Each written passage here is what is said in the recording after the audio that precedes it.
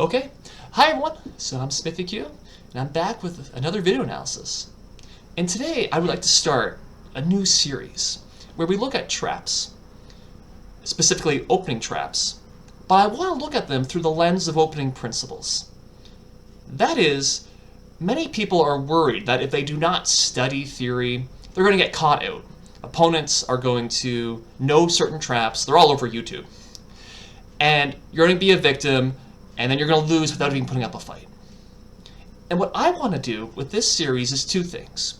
One, I want to show basically how traps work, because 98% of the time, an opening trap is taking advantage of one side's basically failure to follow the opening principles. We'll see that with my example here. But then also, second, I want to show how following the opening principles correctly will bypass most of these traps without issue.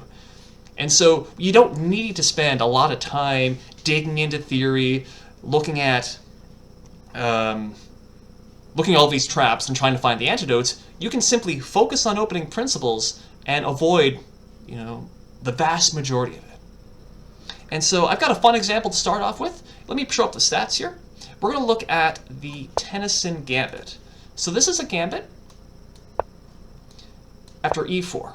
And what makes this opening, or this trap, so effective is that all the most natural moves lead right into it. So what's the most common move? You're going to take the pawn. Of course you take the pawn. Now black's going to develop the knight. That makes sense. The gambit is with d3. Most common move is the take. White recaptures. Oh, and look at that. Huge white score after the most common move. That's a big alarm bell right there. And yes, this springs the trap with knight takes f7. Because now it's a fork, and if you take it, oh, that's check. And then we've lost the queen. So, again, it's a very effective trap because, as we saw, the most common moves lead directly to the trap. And again, this is actually, we can see this is 1800 and up, and it's blitz and up, and so these are not beginners, they have time to think, and it's still the most common trap. So, let's back up. So first things first, let's understand this trap, because it comes down to, fundamentally, a failure of black to follow the opening principles, even though it's the most common moves. So what are the opening principles? I'm sure we all know them, if you know me. You probably know my course. Anyway, we want to develop our pieces, we want to control the center, and we need to castle and or just get our king safe. And that also includes some sub-principles or some sub-rules. Like we don't want to move the same piece twice, and we want to avoid unnecessary pawn moves. Pawn moves in particular are the cause of a lot of traps in the opening. Well, let's take a look. The very beginning, e4, d5, again, white offers a pawn, and so that means in the first two moves, black has made two pawn moves, just for the record. And after knight f3, okay, we develop a piece, that's good. Now again, do you notice how black is now, after here, has made 1, 2, 3 pawn moves, whereas white already has two pieces developed, and it's very easy for white to finish his development. That's usually what happens with gambits, of course. Whereas black only has one piece developed and has spent a lot of time moving pawns. And what's the next move? What's the move that sets the trap? It's h6. It's not developing a piece, it's an unnecessary pawn move, and it's weakening this diagonal, the fatal king's diagonal, and that, of course, allows the trap. Boom, bang. Black loses the queen. Again, all of black's moves might be natural, but it still shows a lack of understanding of the fundamental opening principles. Spending a lot of time moving pawns. What is that, 4 pawn moves in the first 6 moves, something like that? And it's also grabbing material instead of finishing development. So, let us flip the board. Let's look at it from black's perspective. And I want to show how following opening principles from the very beginning, even without knowing about this trap, can help disarm it.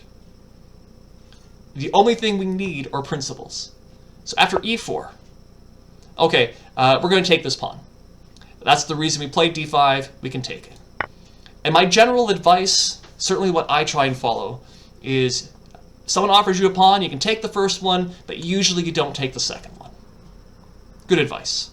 We'll see that here. All right, white plays knight g5, attacks our pawn. Now let's just sort of back up, and before we automatically play the next move, we should just ask, what are our choices? Well, we know we want to develop, we want to castle to get our king safe, and we want to control the center.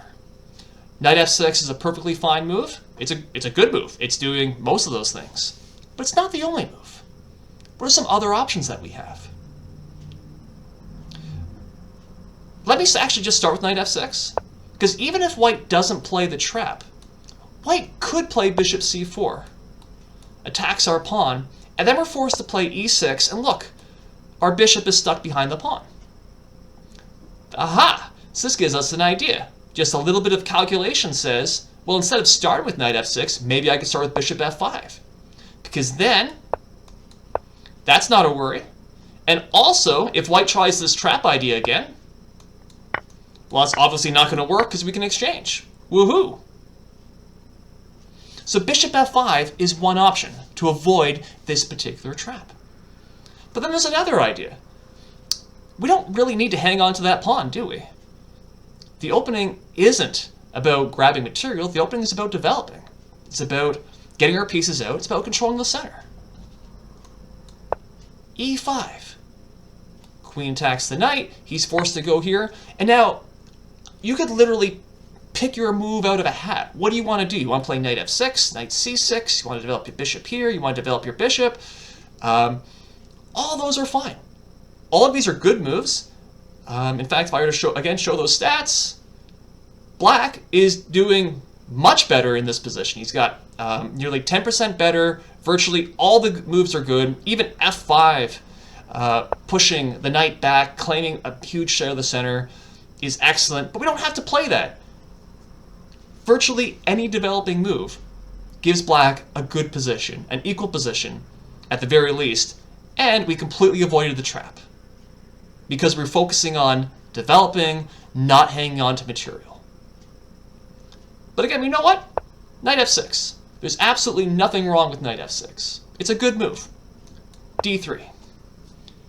And again here, before we make that automatic capture, we could ask ourselves, what choices do we have? Or more particularly, what options, right? Or how do we follow the opening principles? What do the opening principles tell us? Even if we were to just do something like knight c6, just developing a piece. You know what? Let white have that pawn. Take, take, take. We can exchange everything. And what's happened? Well, we're ahead in development. It's our turn, and so that way we can develop this bishop somewhere, or we can develop this bishop, say, or we can just play e5. We can get ready to castle. We can do just about anything. And again, we look at those stats. Black is doing better. Because black isn't focused on winning that material. Black is just focused on, well, let's develop. And knight's backing up. Like knight c6 isn't the only option. We could play e5 with the same idea. We could try that bishop f5. Or, as we know, one of the most powerful ideas is to develop with tempo. Is it possible to develop with tempo here? And if you ask that question, that's how you see bishop goes to g4. Is he going to block with the bishop? Well, after the take, well, now there's no bishop takes d3 or bishop g6, so that's completely, the trap is completely nullified. Okay, if he tries to block with f3, well, that's incredibly ugly. However he takes back, well, look, that bishop is now stuck behind his pawn. That's awful. And apparently the best scoring move is queen goes to d2, blocking in his own bishop. So black has developed with tempo, got an extra piece out, and is doing wonderful. All we have to do is not fall for the trap, because the trap still exists, unfortunately. We can see here again, huge problems. Let's back up. let's say we don't play knight c6. Let's say, you know, we are a little bit greedy. We take the pawn. We go right here. About the only thing we need to do is not play h6. What do the opening principles say? We want to play knight c6. That sounds great. Do you want to try in some bishop g4? Attacking with tempo? That sounds great. You just want to play e6, bishop e7, and castle? All of these are perfectly fine, perfectly good options. The only way that we get in trouble in this... I should back up. It's not the only way we get into trouble. Because white does have an initiative. White does have 2 pieces developed to r0. White does have very easy development for his other pieces and can castle. And his pieces do look rather menacingly at the king's side. We can see how everything kind of flows there. And so if you're not being careful, you could get into trouble. And by recognizing that, realizing that white has this initiative, white has open lines, white has development, that should give us pause. We should not just play a move willy-nilly, like h6, because that's really inviting a tactic. There we go. But we can look. Knight c6 again, developing, makes perfect sense. e6, bishop g4, e5, all of these moves avoid the tactic, they avoid the trap, and none of them are hard. They're all just following the basic opening principles. And so what I really want to highlight is that even if you had no knowledge that this trap existed, if you were to focus on the right things, i.e. the principles, and you're focusing on developing instead of winning material, you have ample opportunity to sidestep this trap. And this is true not just here, this is true across many, many different traps. And so what I would like to do, again, I'm going to create a series. I want to go through several traps and show how the proper application of opening principles allows us to bypass them, to get good games, and to do so without having to know basically any theory. It's just follow the principles. Feel free to write some traps in the comments, so that way, you know, A, I know if you guys actually like this series, and then B, if you give me traps, then I know, you know, what my next few videos are going to be on, right? So that'd be very helpful. Otherwise, I hope this was clear. I hope you enjoyed, and I think that's going to be it for today.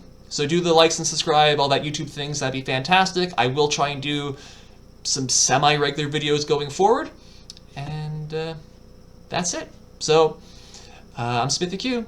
Thanks for watching, everyone. Thanks for listening. Bye for now.